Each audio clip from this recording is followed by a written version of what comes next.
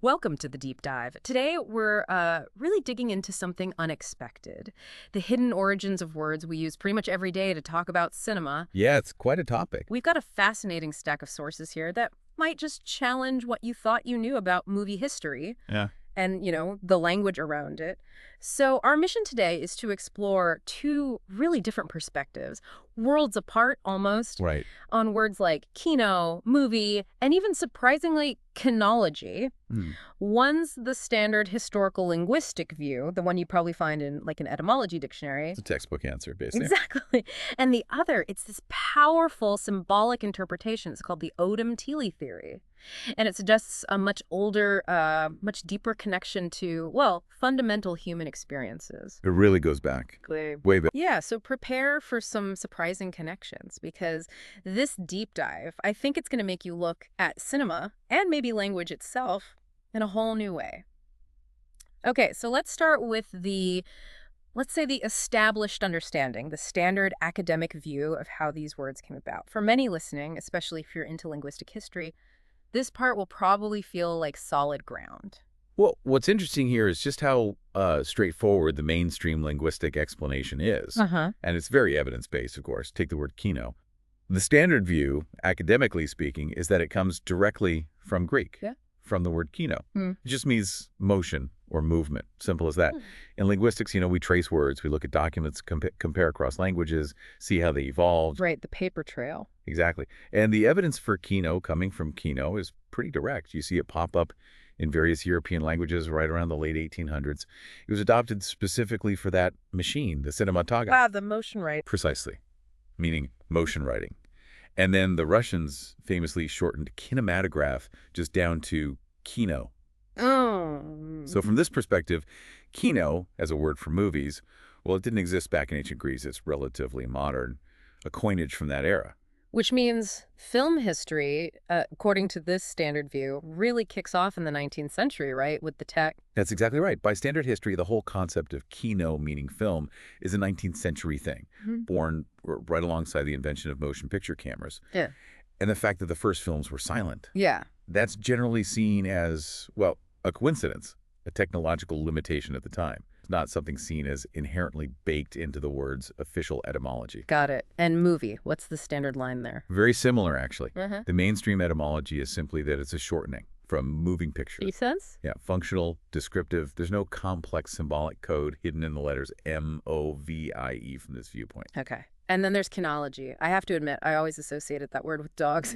And you'd be right. It absolutely does, in the standard sense. Oh, okay. Yeah, it comes from Greek kinos, meaning dog, and logos, meaning study. So kinology refers to the study or, the training of dogs, especially working dogs, hunting dogs. Uh-huh. And this really highlights how these words, kino, movie, kinology, are understood in conventional linguistics and history. They're seen as distinct, pragmatic. And look, this conventional etymology, it's incredibly robust. It's backed by a ton of historical and comparative linguistic research. That's why it's the widely accepted explanation. Right, that's the established science, solid footing. But our sources hint at something completely different, a much, much older lineage for these words. And this is where it gets really thought-provoking. Definitely a shift in gears. What if these words carry a much older, deeper, almost hidden meaning, something stretching way back into ancient times? We've got these sources presenting a really compelling alternative, the Odam theory. It's a symbolic reading. And it connects kino and movie to a fundamental human experience, something ancient. And this brings up a really important question, doesn't it? What if language itself encodes deeper truths, things we don't consciously know anymore? It's important, I think, to frame this Odam theory properly. It's really a symbolic interpretation, not a conventional linguistic theory in the same way. Okay, so different kind of analysis. Exactly. It suggests that language isn't just arbitrary sounds we assign meaning to. It might carry what it calls sound symbol codes. Sound symbol code. Yeah, like an intuitive link between a sound and a concept, something that might be passed down subliminally generation after generation, even if the original meaning gets forgotten. Wow. So in the symbolic view, kino isn't just about motion. It's actual parts, the sounds K, in, and O. They combine to mean no sound. No sound. Wait, the theory breaks it down like this. K acts as a negative marker, like no or not. This idea exists in some language families, and the theory suggests maybe it's a kind of deep universal phonetic association, Yeah. even unconscious. Okay. K is no. Then in is just the preposition, meaning inside. Inside. And O represents the mouth shape you make for sound. Think of forming an O sound. Ah, I see it. O sound. So put it together. K-O symbolically means no sound inside the mouth, or more simply, silent. That's actually fascinating because it directly matches how early movies were silent. It's a striking alignment, isn't it? So, by this logic, the word was almost perfectly chosen for early cinema, maybe even subconsciously, without people realizing why. That's precisely what the theory suggests, that this underlying sound symbol code was somehow intuitively known, maybe deep down, and carried forward for millennia, which made adopting Kino for those silent films feel, well, deeply resonant, even if no one could articulate why at the time. That's a pretty powerful claim, though, about unconscious knowledge embedded in language. How do we, tell the difference between a genuine deep meaning and maybe just a clever interpretation made after the fact? A coincidence. That is the crucial question, absolutely. And it's where this symbolic approach really differs from traditional linguistics. Traditional linguistics relies on documented historical usage, right? Written records, comparative data. This theory leans more into anthropology, even psycholinguistics, ideas about deeply embedded cultural memory or maybe an unconscious grasp of language's symbolic power. So it's less about strict etymology in the academic sense and more about maybe archetypal meaning. It always a parallel narrative, Yeah. one that speaks to a different kind of truth, perhaps. Okay, a parallel narrative. I like that framing. So what about movie? Does that also have a hidden meaning in the symbolic framework? It does, yes. Okay. According to this theory, movie also encodes a deep ancient ritual, specifically the hunting process. The hunt. How does M-O-V-I-E spell out hunt? Okay, so here's the breakdown in the theory. M symbolizes two hands, or the act of owning, getting something, preparation. Hands. Getting. Okay. OV signifies the hunt itself, the act of pursuit, chasing, tracking. Grab. The chase. I represents having the prey in hand. Success. Ownership complete. You've got it. I got it. Literally. Exactly. And finally, E stands for going home. The return. The closure of the cycle. E going home. So symbolically, MOVIE represents the entire ancient hunting cycle, from getting ready, through the chase and the catch, all the way to returning home. Wow. That's quite a story packed into one word. So you have kino, meaning silent, and movie, meaning the hunt.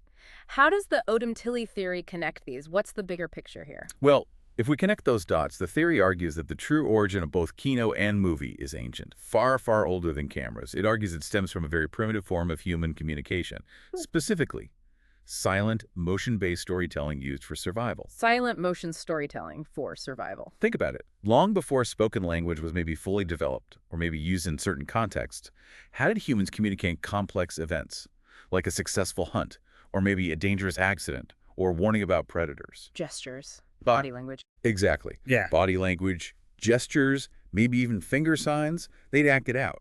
This silent visual reenactment was, in essence, a primitive movie. A living movie, you could say. A living movie. The person acting it out. They were the projector.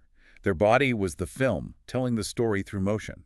So the basic idea of watching actions, watching movement, to understand a story that's as old as humanity itself, that really reframes survival story. Absolutely. That's the core argument. In this view, the real history of kino, of silent motion pictures, starts way back then with these ancient practices. Imagine elders acting out the hunt silently, showing the younger ones the strategies, the specific movements, and maybe most importantly, the absolute need for silence during the actual hunt. So the silence wasn't just descriptive, it was prescriptive, part of the lesson. Precisely. This silent performance was the original cinema. The elders were the actors, the young hunters were the audience, learning the vital script for survival. A bad performance, a misunderstood gesture, that could literally mean the tribe goes hungry. That puts a lot of pressure on the performance. It really does. And this, according to the theory, is where kinology fits in symbolically. Okay, I remember. Standard meaning is dog study. What's the symbolic one? In this framework, kinology becomes the teaching of kino, the formal study, the passing down of that silent hunting code. The teaching of silence and motion. Yes. And it involved both humans and, crucially, their earliest hunting partners, dogs. Bringing the dogs back in. Right. Dogs had to be trained to move silently, to follow hand signals, not to bark and scare the prey. They became masters of this silent movement, this kino themselves. So kinology symbolically is the study of this whole silent hunting partnership. That is a massive shift in perspective. Okay, so if movies, in this sense, have existed since ancient times, what actually happened in the 19th century? When the Lumieres and Edison and all those guys invented the first cameras, was that just a coincidence? Or did something deeper resonate? Well, according to the symbolic theory, the invention of cameras didn't create the movie, not in its essential form. Mm, Instead, cameras just provided a new tool, a technological way to record and spread what humans had already been doing for millennia: which was? silent motion storytelling. So the tech captured an ancient practice. That's the idea. Over thousands and thousands of years, the original raw survival origins of this practice, the hunt, the danger signals, they were largely forgotten. Or maybe they'd morphed into ritual, into cultural performance, into drama, mime. Right, the connection got obscured. Exactly. People kept using gestures, mime, dance, theater. Hmm. But the deep foundational meaning, supposedly embedded in words like kino and movie, according to this theory, became hidden, obscured beneath layers of history and changing language. So when the first actual film flickered on a screen in the 1800s, people were essentially experiencing an echo. An ancient human practice brought back, but maybe they didn't consciously recognize it. That's the core idea, yeah. The technology just froze and multiplied this ancient human motion story, captured it, made it permanent, made it public for millions, and the words kino and movie suddenly became common currency again. Not because they were newly minted out of thin air, Uh-huh. but because the ancient concept they secretly encoded, the silent motion story, was now suddenly powerfully viewable again. Through the lens of a camera, it's almost as if the words were just waiting for the technology to catch up and reveal their innate, original meaning. So the quote then is, "The movie was always here. The camera just made it public and permanent." That sums up the symbolic view pretty well. Wow. What a profound deep dive this has been. We've gone from standard linguistic definitions, Greek roots, straightforward stuff, And right, very grounded. all the way to this powerful symbolic theory, suggesting that kino, movie, kinology, these words silently carry the forgotten story of maybe humanity's oldest survival method, silent motion-based storytelling. It really highlights how, even if mainstream etymology points pretty clearly to more recent origins tied to technology, Yeah. a deeper cultural or symbolic analysis can potentially reveal these continuous threads, connections between modern tech and really ancient human behavior. Mm. It kind of asks us to think about language differently, not just as a tool for everyday communication, but maybe as a sort of repository, a vessel carrying collective, perhaps unconscious, knowledge. It's fascinating. So whether you lean towards the linguistic precision of the Greek roots and the historical record, Which has strong evidence. absolutely, or whether you find resonance in the symbolic interpretation, the ancient hunting rituals, the sound codes, this deep dive definitely shows how our language can hold layers of meaning we just don't normally consider. And for listeners maybe more familiar with the established linguistics, this symbolic theory certainly offers a very different lens to look through. And it leaves us with a question, doesn't it? Something for you, the listener, to maybe ponder. What other everyday words might be carrying these forgotten echoes? Echoes of humanity's deepest history, just waiting for us to uncover their hidden kinology. That's a great closing thought. So the next time you sit down to watch a movie, maybe just consider this for a second. Are you just watching entertainment? Or are you in some way participating in the oldest story humans ever told? A story of survival passed down through silent motion, now brought flickering back to life by the click of a camera. Something to definitely mull over. Absolutely. Something to mull over until our next deep dive.